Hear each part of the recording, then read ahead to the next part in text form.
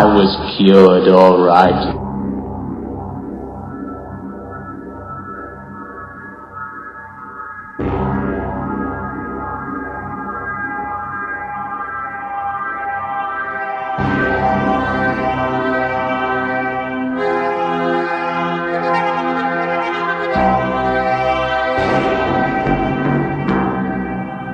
Anthony, in our last entry, we discussed Philip K. Dick. What interested you about him was his magic realism, and obviously magic realism comes from a very rich tradition in South America with Gabriel Garcia Marquez and others. Jorge Luis Borges is, of course, one of the great masters at magic realism. What is magic realism to you, and why does it interest you so much? It fascinates me because it deals with a fascinating style of writing. And by the way, my Spanish is virtually non-existent, so your pronunciation of Borges is absolutely fantastic, and I must actually get that right. So firstly, may I apologize for not saying Borges in quite the correct way. But I came across, there was a book I read called White Fire, which came out around about the mid-1980s, and it was a collection of short stories written by Latin American writers. And people like Ocampo and various other individuals. And these stories fascinated me because they seem to be real. And then suddenly something very curious happens, which makes you realize that it's not quite the kind of reality that we are used to in Europe.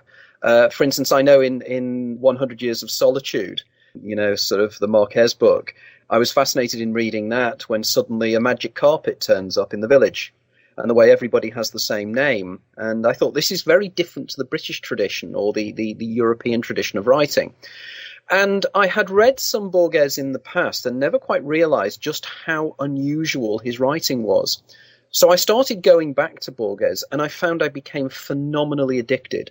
Because magical realism creates a world that is real but not. I mean, you probably are aware yourself, and probably many of your listeners are, is that Borges had a wonderful style of writing as if he was commenting on other books, which is a very interesting process. There's only one other writer I know that does that, who's an Irish writer called Flann O'Brien, who does something similar, and he was influenced by Borges. But what he'll do is he'll make you believe that they've discovered a document, and he's going through the document for you as if it is a kind of an academic article rather than a piece of fiction. And it works wonderfully because it really draws you into these alternative worlds and these alternative universes that Borges' stories seem to continue with, and they're always different, but they all seem to deal with the idea of reality is some form of an illusion, and there's a reality behind the reality. And that time is strange, and that personality is strange. And I just love that. I just find it fascinating. Yeah, he did that with his 3 versions of Judas and other works, which is very fascinating. But what is interesting is that it comes as no surprise, but Borges' ideas pretty much tie in with yours. Which came first, the chicken or the egg? I know. I find it frightening just how many of his ideas come up in my own writing. And for instance, I did a little bit of work earlier on to just link through this, and I found that even the stories I had read years ago had subliminally got into my writing, and I developed it within my own writing itself. For instance, I very much make a big play of the Garden of the Forking Paths, and I do acknowledge that in my first book. And in that, you have the concept that there are a myriad of times and alternate times that you can follow. And in it, the major characters all have these alternate opportunities that happens to them. I also found another story, which I acknowledged in the first version of my book, a wonderful story called The Small Miracle. It's the story of a guy called Haval. I think his name was Haval. I'm trying to remember this off the top of my head, who is a Jewish leader of the Jewish community in Prague in 1943. And he is found guilty, and he's caught by the Nazis, and they shoot it, and they put him in front of a firing squad. What happens is that as the bullets are leaving the guns of the firing squad to the time that the bullets actually hit him, time slows down for him, and he has a complete alternative universe experience in those final split seconds before he dies. And again, this is exactly what I'm saying happens to all of us at the final moments of our life. Actually fall out of time in times of stress. In fact, I suspect that probably Borges in that story was probably influenced by Dostoevsky, because there is a similar section, I think, in The Idiot, where one of the characters there is put in front of a firing squad, which actually did happen to Dostoevsky because he was writing that through experience. But another story as well is Funes the Memorious. Do you know that one? The man about the young lad who remembers everything. Yeah. Yeah, because that is a wonderful, wonderful story. And again, I cite that in my first book, the idea that you can remember everything in your life in detail, and what that would be like. Would that be a debilitation? And in fact, Funes, the character Funes, can't go out because he literally remembers every experience of his life. Ironically enough, it was only recently that I discovered that Borges was fascinated by the writing of J.W. Dunn, somebody who has influenced me terribly as well. And in the Funes the Memorious, one of the sections, the young man describes how when he sees a dog in the street, he doesn't see one dog. He sees a series of dogs, all at slightly different times. And of course, the dog changes as the hours change. And he has memories of each version of the dog, which is very similar to what Dunn said in terms of his idea of serial time. That, time is an illusion and we travel through it. And that we are not one individual, but many, many individuals and different individuals throughout our lives. And I found that quite intriguing about this. But it goes on. There is a story I've just recently come across called The Postponed Sorcerer. And in this story, he has a character who is allowed to live most of his life in a couple of hours to see the mistakes and the errors he would make in that. And again, it's something I suggest. I would just like to read you just the quotation, actually, from the Garden of the Forking Paths. And for the people out there who've now got hold of my book, they'll see ideas here. Where he writes that the main character, he said he believed in an infinite series of times in a growing, dizzying net of divergent, convergent, and parallel times. This network of times which approached one another, forked, broke off, or were unaware of one another for centuries, embraces all possibilities of time. We do not exist in the memory of these majority of these times. In some you exist and not in other, not I. In others I and not you. In others both of us. In the present one which a favourable fate has granted me, you have arrived at my house. In another, while across the garden, you found me dead. In still another, I utter these same words, but I'm a mistake, a ghost. And isn't that exactly what Hugh Everett III said a few years later, when in 1957 he wrote his amazing thesis, which presented to the world the idea of the many worlds interpretation? He was well advanced of his time. It seems like Borges, like you, wasn't that interested in the transcendental. He was more interested in exploring the mechanics of how it happened, right? Correct. He is fascinated by exactly what it is. For instance, he has a fascination with the concept of infinity. You probably know the story, The Library of Babel.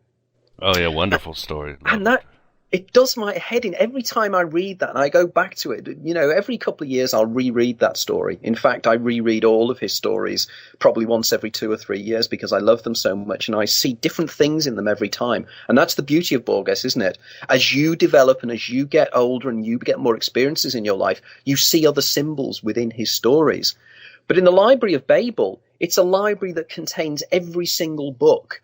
But not just every single book, but every book that contains every single word that could be written and every single order of every single letter of every book. And then they have to have the books that comment on the books and the books that develop. It's just an amazing idea, just this idea of there is this huge record of everything. And again, you look into the mystical side of things, that's the Akashic record that has been suggested for many, many times. But it's also something that dawned on me only very recently, is that he's also talking about something that I deal with in my books, the idea of enfoldment. The ideas put forward by the physicist David Bohm. The idea that everything is enfolded in everything else, and like Blake, who I'll be talking about next time, suggested, to see heaven in a wild flower. But clearly Borges was fascinated by this as well, the idea of everything within itself.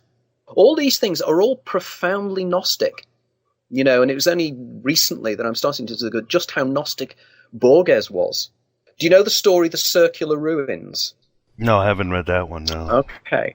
If you have a look at that one, it is, and you put your Gnostic glasses on, it's an allegory of the demiurge. You have a character who just appears on this riverbank. He doesn't know where he came from, but he knows he has these great powers. And he decides to make himself a sun out of the clay. And I think, isn't there a Gnostic myth about the red Adam, where the demiurge makes a man out of clay? And it clearly is taking the golem tradition of Kabbalistic Gnosticism as well.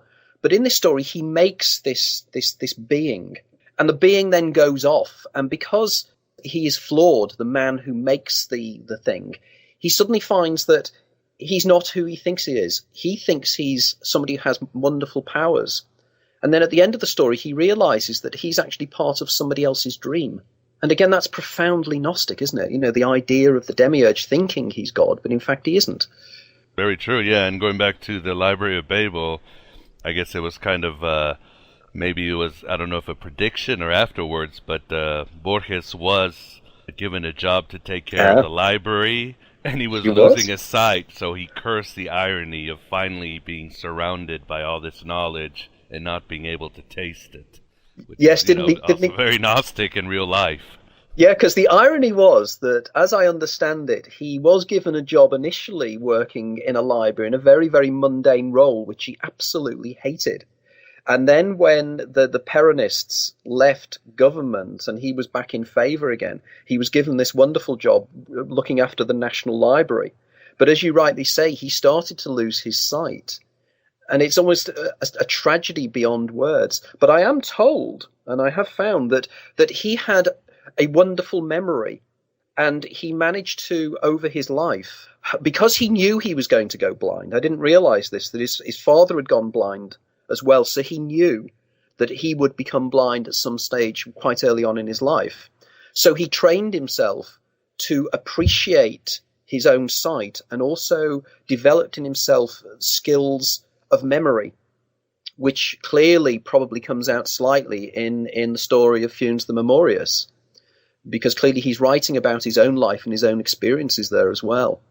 Yeah, and it's interesting because I know Borges he's quoted as saying, "So my life is a point, counterpoint, a kind of fugue and a failing away, and everything winds up being lost to me, and everything falls into oblivion or into the hands of other men." He had a wonderful way with words as well, didn't he? I mean, it being a linguist, he clearly could weave language very, very effectively. I read recently that he was totally bilingual, English and Spanish, for his childhood. So therefore, he actually thought that Spanish and English were the same language because they were just totally interchangeable, which in itself probably gave him a love of language and a love of words.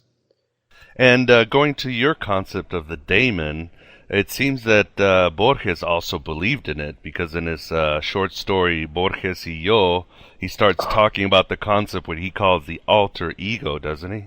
He does, and he discusses the idea of meeting himself, doesn't he? He discusses the idea that there is this other Borges, who is Borges the writer, and he feels that that's a very different Borges to Borges the man. In many ways, I mean, many writers feel that. I sometimes feel within myself that Anthony Peake, the writer, is a very different individual to me, Tony Peake, who's a different person, really. And I think Borges was trying to get that idea across. And the fact is that as soon as you start to write things, your ideas and your concepts become common property. And you, as a writer, become common property, which is wonderful in many ways, but you can also see the negativity of that sometimes. And I think that's the point he's trying to get across. He talks about how other writers have influenced him and how he's influenced other writers as well, which is wonderful itself, I think. he loved being a writer. He had decided he would be a writer from a very early age. I get the feeling that he never particularly wanted to be anything else other than write these incredibly complex novels. I think his time is yet to come in many ways. I think that as postmodernism really becomes more and more popular, I think more and more people will discover Borges and realize what a wonderful writer he is. I know that writers like Umberto Eco and Carlos Fuentes say that they are influenced by him as well. But on top of that, a lot of people say that his Library of Babel is a classic example of exactly what the web is, isn't it? You know, the idea of almost infinite knowledge readily available. And do we have any concrete evidence that he was directly influenced by Gnosticism or the Kabbalah? Does he give any hints, or is it just assumed by his writing and because he was a cultured man of the time? Well, he wrote a story called, and I'm trying to recall what it was now, Basilides. There was a story he wrote about Basilides. I don't know how you pronounce that, and the discussions of the ideas of Basilides. I also know that in one of the stories, he makes this comment about Gnosticism and the way in which the mirrors and the way Gnostics have a thing about mirrors, and he mentions that. And also, for instance, in one of his most famous stories, Tlon Ukbar Orbis Tertius, which is the idea that it's a planet where physical solid objects don't exist. Everything is created by the mind, which is quite a curious idea of way of seeing things. But effectively, it is again the idea of what, Philip K. Dick would very much appreciate that. But in this, there's a quotation I found recently where he says, "The history of the universe is the handwriting produced by a minor god in order to communicate with a demon." So clearly there again is a linking really to Gnosticism. And also in the Library of Babel itself, there's a section where he says, "The Gnostic Gospel of Basilides, the commentary on that gospel, the commentary on that gospel, the true story of your death, the translation of every book in all languages, the interpolation of every book in all books." So again, you're seeing here, he's actually very much making references within his writing and his ideas to Gnostic Gospels.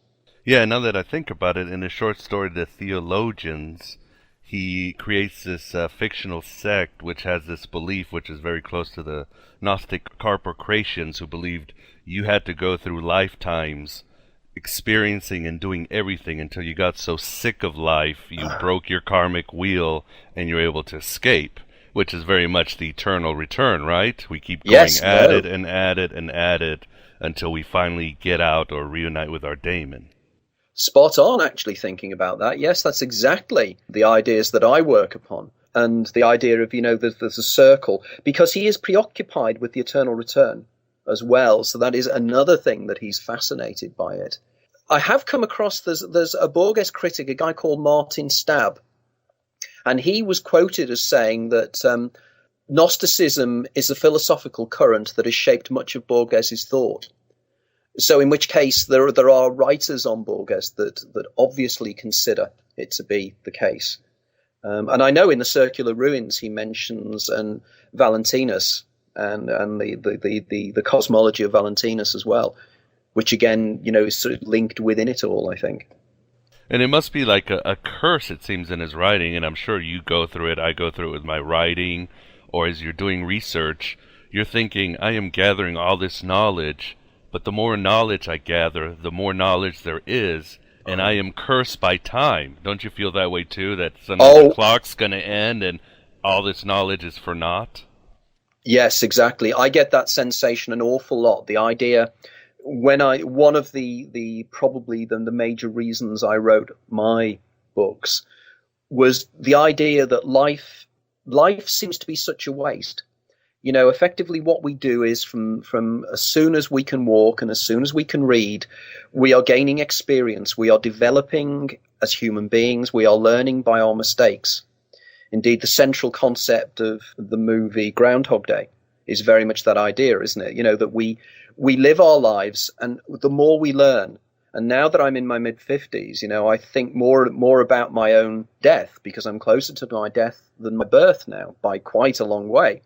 So I know now that I haven't got an unlimited amount of time to read all the books I want to read. And you start to get this kind of desperation of going, what am I going to read next? And I find now that I don't waste any of my time. Whereas, I could spend time probably looking inwardly and thinking, but I'm thinking all the time, I've got to read something else. And with the web as well, and the availability of things, if you're an information junkie, there are so many things you can spin off in. But what you do is you end up like Socrates, realizing that you're probably the most ignorant person in the universe because there's so much you don't know. And I always think that the individual that stands there and says, "Oh, I know this, and I know about the world," is an incredibly naive individual. All I know is the vast amount of information I don't know. Now, what I would like to suggest that, if my hypothesis is correct, that we do get the opportunity to live our lives again, and the daemon carries through that knowledge, you do carry that knowledge on. And it is your daemon that is driving you to learn more things and understand more things, because it remembers everything. So it is not a waste, and those experiences are not a waste. You do learn by your mistakes, and you move on. And I would imagine that after many, many lives, like in the film again, Groundhog Day, the Phil Connors, your namesake almost, the character in that, he teaches himself dozens of foreign languages, teaches himself to play the piano through all the iterations of the same day, because effectively he's become his own daemon. So yes, I totally agree with you on that. And I get the feeling as Borges got older, you did feel this great sadness that he couldn't read anymore, and he had to learn by people talking to him. And that must have been a tragedy, a real tragedy for him. Yeah, it seems you have to reach almost a pure density of knowledge and pure before you hit that total recall when you can remember everything. So in a sense, I guess Plato was right, because Plato believed that enlightenment could be found through logic and dialectics, that the mind was a tool for the transcendent instead of what we're taught, it's the soul only. But that is an interesting point, isn't it? Because many of my associates say to me that really what I'm trying to do is to understand, and I'm trying to understand through information. And by using almost the scientific method of reducing things down into the component parts to try and understand exactly what is happening. But the reality is that maybe by looking inwardly and by meditating or by inner experience almost, maybe the truth, I'm missing the real truth because I'm so cerebral in what I'm doing. I'm not actually looking inwardly, because Buddhism and such like, and Buddhists and people like that will say that you have to look inward to find your real self, and the information out there will not help you ultimately understand anything really. But I've yet to get to that point, I suppose. I suppose I'm a very spiritually undeveloped individual, I suppose. I'm still struggling around with the facts. I'm probably I'm probably just a little bit further along the line from, I don't know, an amoeba when it comes to evolutionary, spiritual evolution anyway. Oh, well, they did ask Joseph Campbell one time, how do you practice your spirituality? And he said, I underline books. It worked for him. Well, that's good, because I'm pretty sure that, a lot of the people you have interviewed will be taking a very different approach to me. But we're all trying to find the same thing. It's just different routes. But what I'm delighted, the many things that these interviews are doing for me is making me think about myself as well. Exactly what I'm doing, and our dialogues are very, very helpful to me as well. Because it does help me think in a more open way, I think, in terms of what I'm doing and why I'm doing it. Yeah, like Plato said, dialectics, or Aristotle taught us, the philosopher's job is like a midwife. We're helping each other give birth to something bigger. Aristotle taught us. Is that like Zeno's taught us? Sorry. That was a very pathetic joke. Let's not get into paradoxes. I know Borges was into paradoxes. He loved Zeno. He loved Zeno. He did. I mean, his paradoxes, he loves playing with the idea, that are there an infinite number of bits. I mean, he was very much into Cantor's maths, and the idea of can you break time down into an infinite number. I came across a couple of days ago when I was rereading Labyrinths. I was amazed to find that at the back there was an essay that I'd missed completely, which is amazing because it's actually called A New Refutation of Time. And it was written in 1946. And in this he wrote, and again, if you take into account my writing and what Borges was trying to say, he says, and yet, denying temporal succession, denying the self, denying the astronomical universe, our apparent desperations and secret consolations, our destiny is not frightful by being unreal. It is frightful because it is irreversible and ironclad. Time is the substance that I am made of. Time is a river which sweeps me along, but I am the river. It is a tiger which destroys me, but I am the tiger. It is a fire which consumes me, but I am the fire. The world, unfortunately, is real. I, unfortunately, am Borges.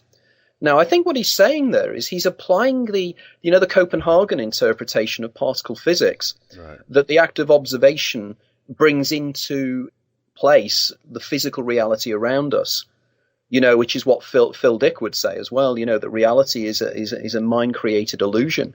But again, Borges was very ahead of his time there. Although it is possible as a well-read man in 1946, it's a good 10 years at least after Schrodinger did his famous cat experiment, which these talks are all about. So it is possible that Borges was aware of particle physics, although he never, as far as I'm aware, ever acknowledges any of the particle physicists in his stories or his essays. And lastly, does Borges speak about any supernatural doppelganger or anything interesting that happened in his life? Or do we get all of it from his writing and his letters and ideas? Probably from his writing and his letters and his ideas. He's I'm not a... He wasn't having visions like Philip K. Dick. It doesn't seem to, no. He seems to be, again, probably rather in my camp, in the sense that he was probably not terribly advanced spiritually. I mean, he talks about religion, but as something not part of himself, which is interesting. He likes the idea of religion, or religions and structures and such like, but he never talks about himself in that way. But clearly there must have been something that gave him the ideas. For instance, there's a section in his short story, The Aleph, and it reminds me so much of again, the idea of the universe within the universe. And apparently there's this character that has something called the Aleph. And it's the only place on earth where all places are seen from every angle, each standing clear without any confusion or blending. And Borges tries to give us an attempt about what this is. And he says that all languages are a set of symbols whose use among its speakers assumes a shared past. How then can I translate into words that limitless Aleph, which my foundering mind can barely encompass?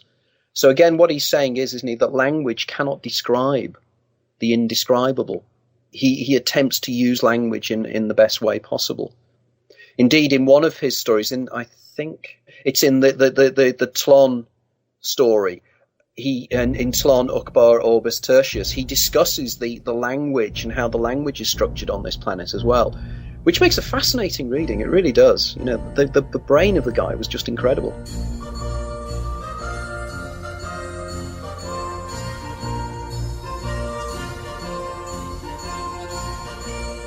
I wander through each chartered street, near where the chartered Thames does flow, and mark in every face I meet marks of weakness, marks of woe. In every cry of every man, in every infant's cry of fear, in every voice, in every ban, the mind-forged manacles I hear.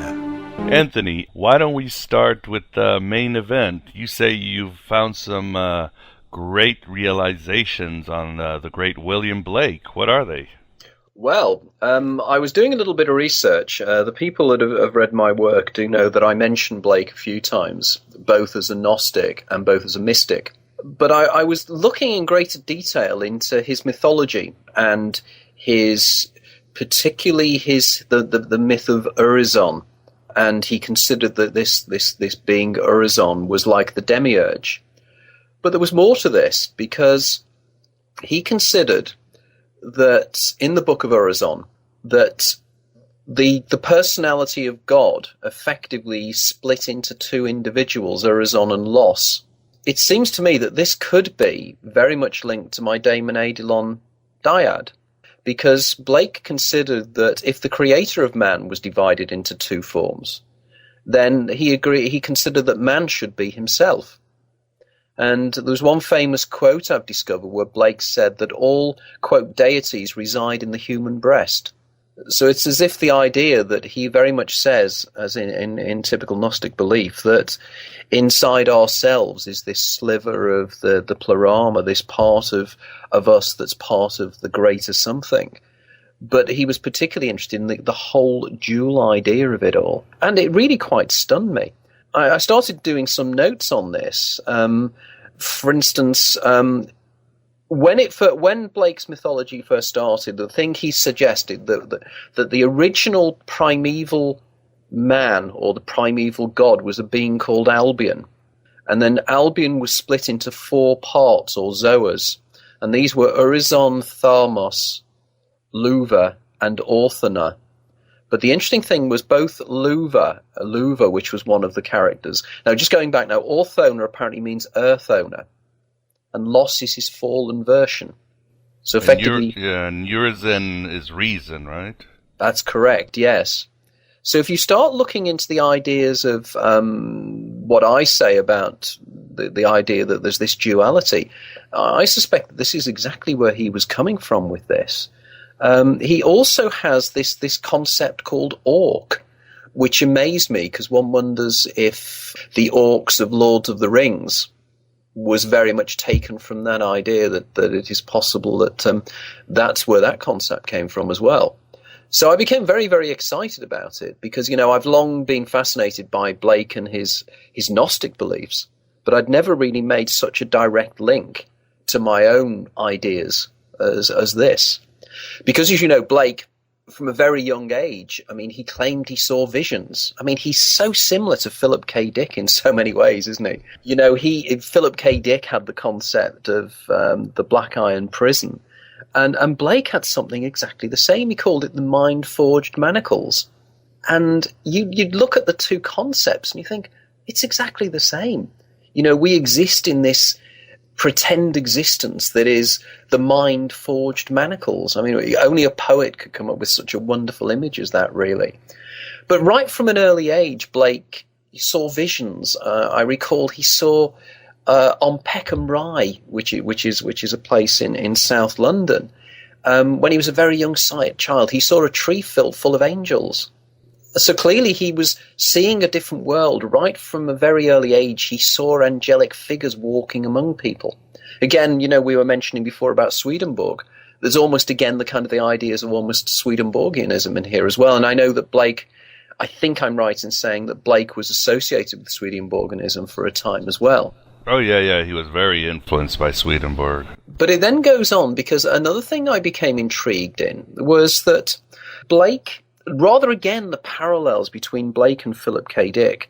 As I mentioned, Philip K. Dick, because he was a twin, was always intrigued by the ongoing existence within him of his twin sister. Now, William Blake had something quite similar, because his brother, I think his name was Robert, worked with Blake when Blake first set himself up as a printer. Robert worked with him, I suppose as an effect, his apprentice. Tragically, Robert died very, very young. Blake was completely distraught by this. But as far as Blake was concerned, what happened was his brother became part of him and used to guide him and used to speak to him in dreams and used to guide him even during his waking life. And indeed, Blake long suggested that one of the things that Blake invented was this particular way of printing images. He long suggested that, in fact, it was his long-dead brother that helped him to design this particular revolutionary new way of printing. Now, I would suggest that if you applied my hypothesis and my worldview to this, that was very much, again, a manifestation of his own higher self, or his daemon. And his daemon was guiding him to fulfill his destiny as a great artist and as a great poet. And of course, the particular printing that he developed, he most of his paintings were printed in this way, and his books were printed using this technique as well. So clearly there is an awful lot of parallels here with the things we've been talking about in Schrodinger's diary over the last few months. How do you see, or how did Blake view time and the afterlife in your view? Well, that's an interesting one, isn't it? Because there's been long debate as to exactly what Blake's religious beliefs were. Because he clearly was a Christian, but a Christian of a particular sort. And there's not a great deal in his writings that I know of. Now, I'm not a Blake scholar, and I'm far from it. But there's nothing in his writings that I can see that he talks particularly about the afterlife. But what he does do is that he has this really weird concept that he was born as an advanced being, as if he carried the memories of a past life with him into his present life. One of the things he says is where I don't know if I can find it. Oh, that's right, I can find it here, actually. He claims that in one of his poems, he writes about his birth, and he said, "My mother groaned, my father wept, into this dangerous world I leapt, helpless, naked, piping loud, like a fiend hid in a cloud." And what he was saying was that he was already aware, he was already self-aware.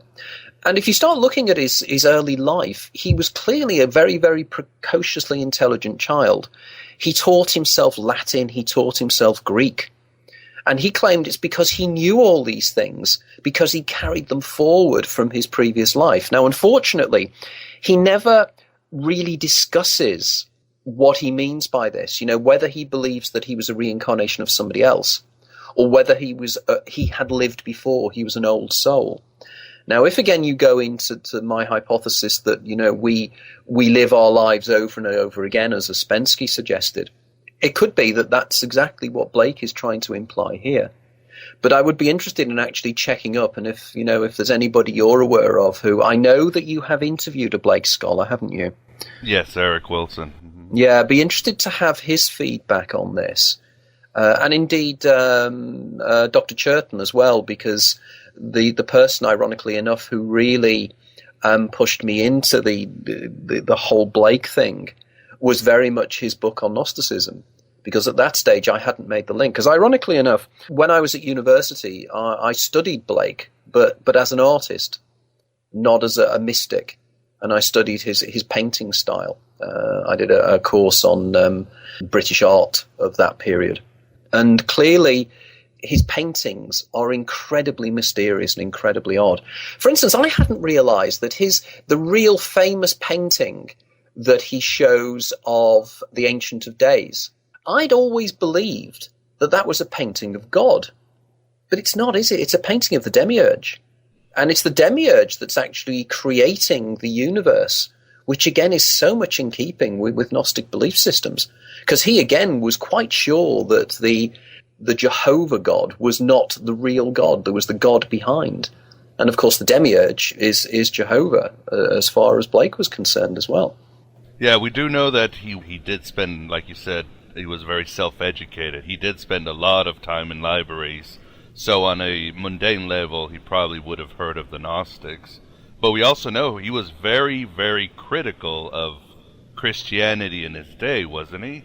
He was, yes. He was very much, a nonconformist in his belief systems. And I've come across quite a few of his writings and his poems that were really very, very cold. He very much expressed that the church was a spiritual obstacle. There is there's a short piece that he writes called The Little Vagabond, where he portrays it as the loveless morality of the churches. Another time he writes, dear mother, the church is cold." The opening line of the poem is very much making out that he feels that the church has lost its reality. and it's humanity, I think. And I suppose in many ways he would be one of the individuals, a literal Gnostic, that you can't learn spirituality or come to God, I suppose, through the teachings of others. You have to look inward. You have to go into yourself and find the part of God inside yourself, and you'll actually develop it from there. So clearly, he did have quite a curious stance in there. And what's odd is that on the other side of the coin, he was also very critical of the Enlightenment movement. He was critical of Voltaire and Rousseau. He thought also that man had gone too much into his mind. Yes, which is interesting in itself, isn't it? Because he seemed to be very much a voice crying out in the wilderness in terms of his worldview. Of course, a lot of people, even at the time, quite considered that Blake was quite barking mad. And to be honest, if you actually look at a lot of his work, and you do look at it that way, you can see it from that point of view, can't you? That he had a very, very strange worldview. And he clearly was a very, very curious man. He was quite a loner. Interestingly enough, for instance, his wife, when he married, he married an illiterate young girl who was quite a lot younger than him. And he developed her and taught her about engraving and everything else. But he clearly didn't feel he wanted to be intellectually stimulated in that way. He wanted to very much come to his own worldview by looking inwardly as well. He very much furrowed his own brow, didn't he? Now, the story's even worse because from what I've read, she did not want to have a sexual relationship with him. Therefore, they never had children. And he tried to say, well, can I go outside of the marriage? And she said no. So I guess he was forced to be, he was forced to go even more inward and to be, as they say in Gnosticism, an angel on earth. Yeah, that's interesting, isn't it? Because he was very much on the group. He was on the edges of the groups of a lot of the intellectuals of that time, who clearly had a very open view about sex and free love and everything else. And there was clearly Blake being more and more frustrated and clearly trapped.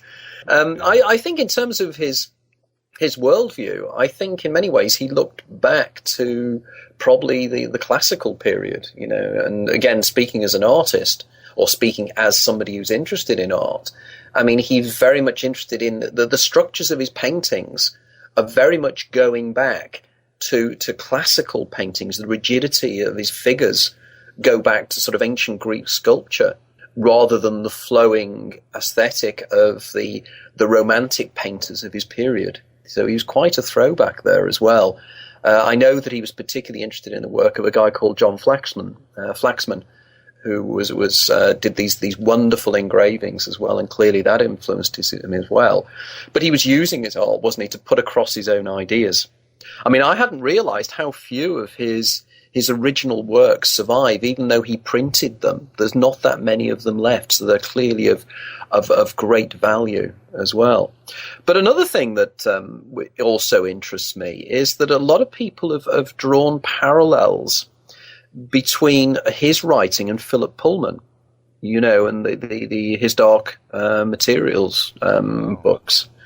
And I've seen something recently that's drawing together the ideas that Philip Pullman was very much influenced by the writings of William Blake, specifically the Songs of Innocence and Experience, where the poems, I don't know if you recall the poems, but they actually discuss the damaging effect on a child who's brought up in a world of dogmatic beliefs, which is exactly what happens to Lyra in his Dark Materials, isn't it? I mean, Lyra rebels against the rigidity of the system she lives within. And again, there's probably an opportunity for another talk about the influence of his Dark Materials, coincidentally both on my own writing and on Gnosticism as well, I think. Yeah, because of the whole concept of the daemon that Pullman uses, and obviously Blake talked about the two types of Christ and so forth. But what's also ironic about Blake too is that he had a good relationship of all people with Thomas Paine, the great secularist and great atheist. Talk about two odd characters who would become friends. Well, do you think that's possibly because what actually I believe happens is that searchers after I wouldn't use the word truth, because I don't think it's searching after truth. It's searching after a reason for why we are as we are. It is highly likely that somebody who is extremely into the spiritual side of things would in many ways also be interested in the writings of somebody like Tom Paine, because Paine in his own way was also trying to understand the role of man within society. So in many ways, it's searching and looking for the same type of thing, I think. But he clearly was a man that wanted to understand and spoke and mixed with a lot of people. I mean, I was surprised to discover, for instance, that one of his major inspirations was Murray Wollstonecraft, who wrote Frankenstein. So clearly, that there is a lot of things there as well about the idea of Blake's idea of what it is to be human, what it is to be conscious. Because I recall some quite interesting things about Swedenborg. I mean, this is completely off the top of my head, as I recall reading it many years ago. But he was quite old when he started to have his visions and his worldview. As I understand it, and I stand corrected on this, but he was some form of engineer or something. And it was only in his later life that he really started to see the world in a very radically different way to the way he'd seen it before. And I do recall there was one time where he started getting precognitive visions, because as far as I'm aware, it is well documented that he saw a fire that was taking place in Stockholm, many, many miles away from his own home in Sweden. And he described it to a group of people over a dinner party and said there's some big fire in Stockholm.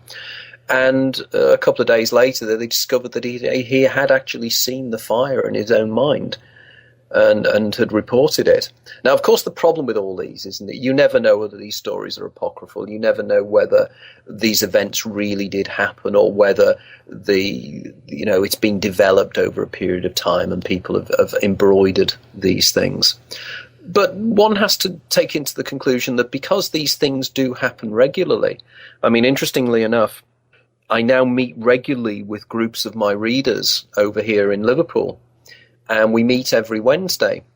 And there are a group of individuals there that are profoundly precognitive. And it is fascinating talking to them how they visualize, how they get precognitive visions. And it's very, very similar to the description that Swedenborg described.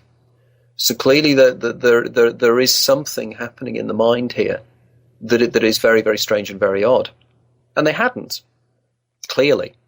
What also another people don't know, too, is that Blake was also a big proponent of the American Revolution and everything that was going on in America. And he was actually put in prison for political sedition, which almost ruined his career. Wow. Because I would imagine, again, that a lot of his beliefs were quite socialist, extreme left-wing, well, radical anyway.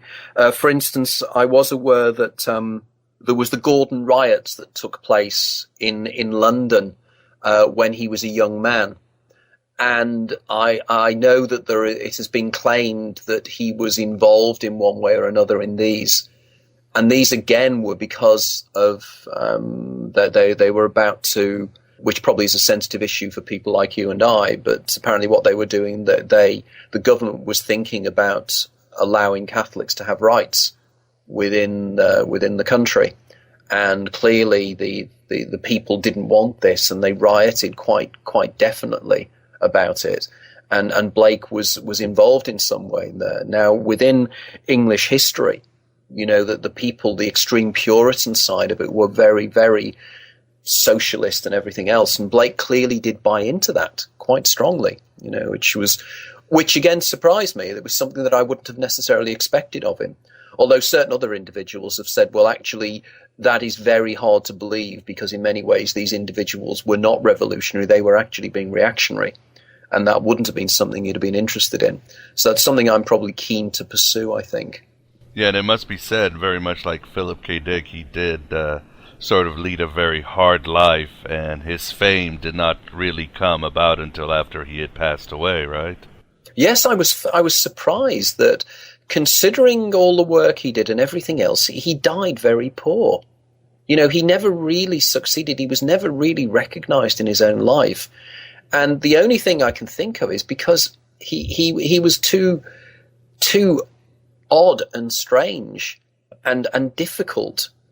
For instance, a lot of the sexual imagery in some of his paintings was quite revolutionary for the time as well. So it wasn't as if he was pushing along in any particular way or towing the line, because his art wasn't in keeping with the times either, nor was his poetry. In fact, if you read some of his poetry, to the wonderful flowing poetry of people like Wordsworth and Byron and people like that, his poetry was actually quite doggerel-like. It really is quite basic poetry, but it has a power all of its own. The line where he uses the mind-forged manacles, it comes from a poem called London. And the words he says here, are quite powerful in the way he sees the world. And he says, in every cry of every man, in every infant's cry of fear, in every voice, in every ban, the mind's forged manacles I hear. And again, it's this idea, isn't it, that reality is not what it seems, and I'm not accepting it the way it is. As I recall as well, and again, I'm trying to remember this as well, but I don't think he even had enough money to bury him. I think there was some kind of delay after he died as well, and he was buried as a pauper, and I presume that Catherine, his wife, ended up having to loan money to actually have him buried, which is tragic, isn't it? When you think that I always think this, that people who become famous after their deaths never know about their fame or how important they subsequently become. It's all very sad, isn't it, really? It could happen to any one of us. It'll probably. I don't even believe I'll have fame after my death. I will just continue being wandering around in obscurity the way I do at the moment. Maybe you'll get it right in one of your incarnations. But in your work, do you cite any other of the Romantic poets? I mention Shelley because Shelley was a fascinating man in that if you read a lot of his poems, he very much discusses déjà vu and being in places before. As does Wordsworth, in fact. Wordsworth has one or two references to déjà vu. And as I've got older, I've appreciated Wordsworth more because clearly he was very much a pantheist in the sense that he believed that, life was all one, everything was all part of the same thing. But Shelley particularly fascinates me because I argue that Shelley saw his own daemon. You may recall that Shelley and Mary Shelley and a friend called Leigh Hunt and a fourth individual that I can never remember stayed, and again I stand corrected on the year, but I think it was around 1819, something like that. It might have been slightly earlier, slightly later. And they stayed in a place called the Casa Magna near Lerici in northern Italy on the coast. It had been decided by Leigh Hunt and Shelley that they would sail the little boat Ariel across the bay to another port across the bay to meet some friends of theirs. And the night before they decided to make this trip, Shelley was on the terrace of the Casa Magna, and he was walking along, and as he was walking along, he heard a noise behind him. And he turned round, assuming that it was Mary Shelley offering him a cup of tea. And it wasn't. He saw himself. It was his own doppelganger. And the doppelganger walked straight up to him and looked him straight in the eyes and said, "Are you happy?" And then disappeared. This completely traumatized Shelley, as you can imagine. You see your own doppelganger because, as you are probably aware, particularly in Eastern European myths, to see your own double is a harbinger of death. If you see your own double, you're going to die. There's a famous painting called They Met Themselves by one of the pre-Raphaelites. I think it's Dante Gabriel Rossetti. And again, you see the idea of you meet yourself, you're going to die. And Shelley was very aware of this. And he mentioned this to Mary, and he said, "I've just seen my own double. What does this signify?" He still decided he would go on the trip with Leigh Hunt and another. And they'd sailed Ariel across the bay, and they made it across, I think, to Lerici over the other side. And a day or two later, they decided to sail back. And on their way back, a huge storm whipped up, and the boat sank, and they were killed. They were drowned. And their bodies were found on the beach near Leghorn a couple of days later. And as I recall, Shelley's body was actually burned on the beach. And that's where they cremated him, on the beach. So clearly, there is something here about the double warning him, and the idea that he was about to die. Now, what is even more fascinating is that he wrote a poem around about 2 or 3 years before. And in this poem, I can't quote it off the top of my head, but the lines go somewhere along the lines of, I lay on my back, looking up at the riven sky, far from the shore, far from safety. The sea is all around me, and everything else. Now, oh yeah, and it says the masts, the sails torn, I think he says as well. Now, you read that poem in the light of his subsequent death. To me, it is clear that that poem was describing the last things that Shelley would have seen in his life before he drowned. To me, that is intriguing in the extreme. Now, Shelley also mentions the daemon, which fascinated me. He has another poem where he mentions about the daemon guiding him and the daemon driving him along. And again, this is exactly what Gnostics would say is exactly what does happen, and indeed what I suggest in my books. So clearly, there were, a lot of these romantic poets were very much touching on to this other self, this higher self.